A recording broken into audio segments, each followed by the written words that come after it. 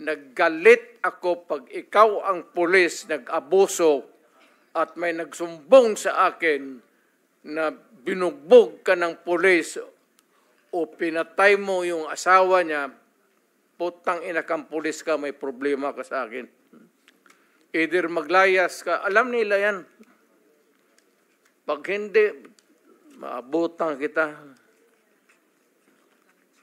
Mr. Chair, just to add to the statement Go ahead. of President Duterte, yung sinasabi niya na pera, amount na ganito, ang may understanding to that is kasama yan sa fear factor na gusto niyang i-inject doon sa mga kriminal.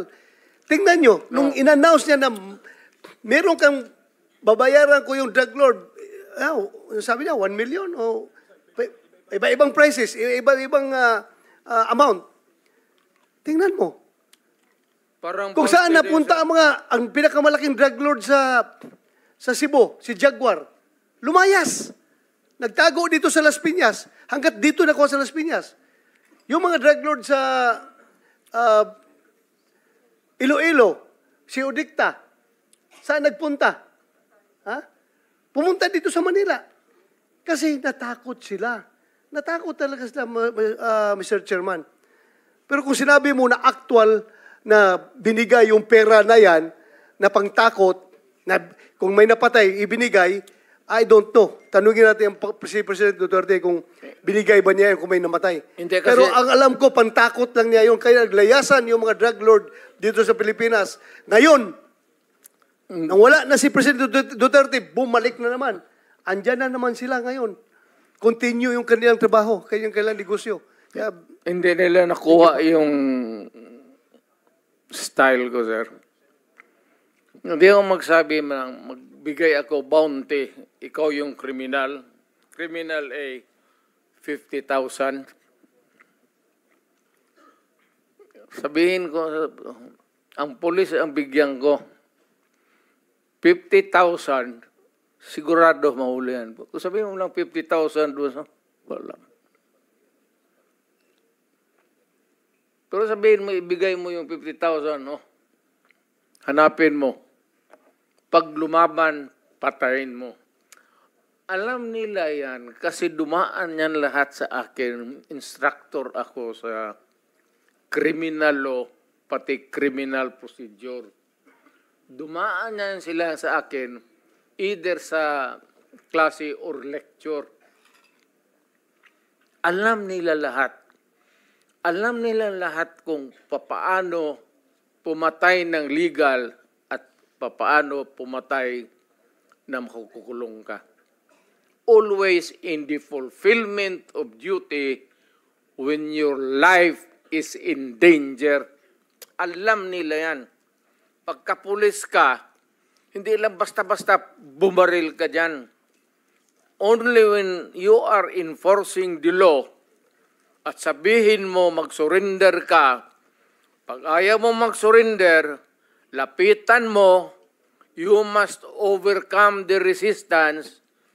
Pagka nagkaputukan kayo, sinasabi ko sa ayas at sabihin ko uli ngayon, ang sinasabi ko sa pulis, huwag kayo umuwi dito sa mag-report sa akin na may tama ka. Galit ako, sabihin ko, bakit ikaw ang tinamaan?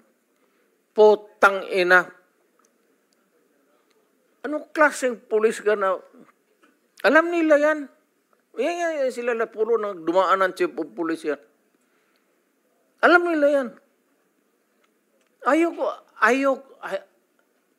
Senator, ayaw kong makita yung pulis ko na matay. Kasi naaawa ako sa mga piyuda. Kaya lahat, alam na, ito, nandiyan yan sa lahat. Lahat ng pulis na mamatay sa Davao, pinupuntahan ko talaga. At yung mga byuda nila, ayan, nandiyan sila, nandito harap-harapan.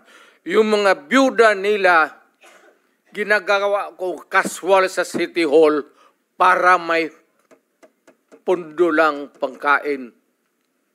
Tanungin mo yan sila isa.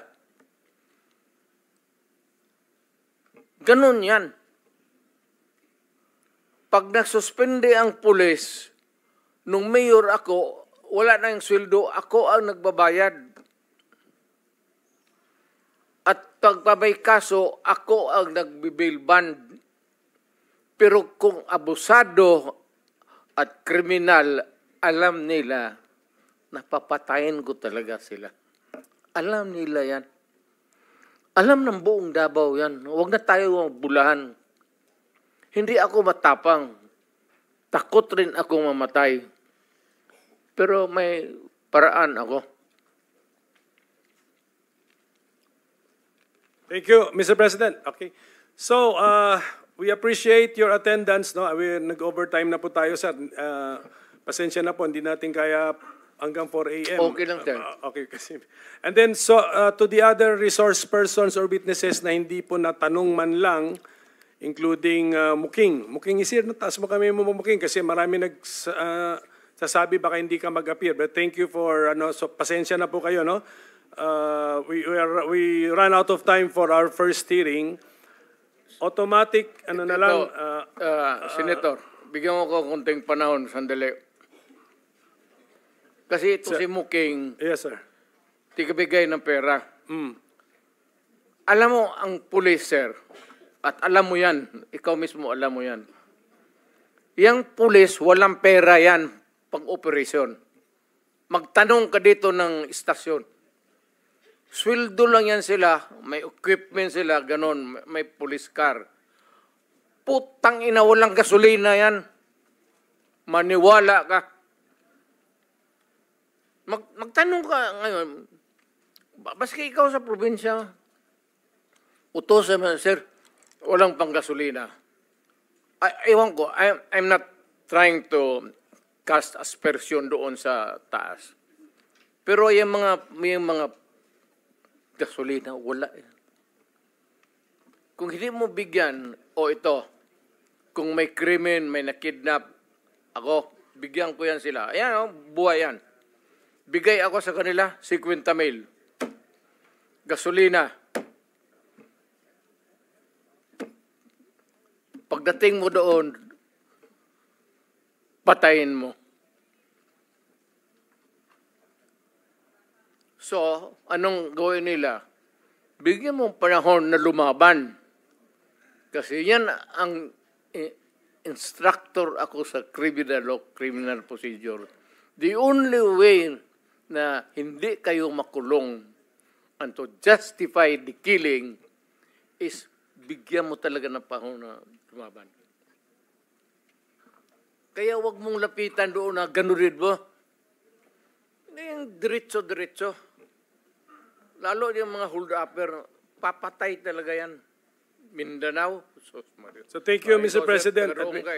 In the course of the hearings, doon nga natin i-establish bakit nga walang pang-operation ang police. So yun ang ating, yun ang ating, tatanungin ngayon natin yan. Pero we have run out of time for our hearing this, kanino kay Presidente?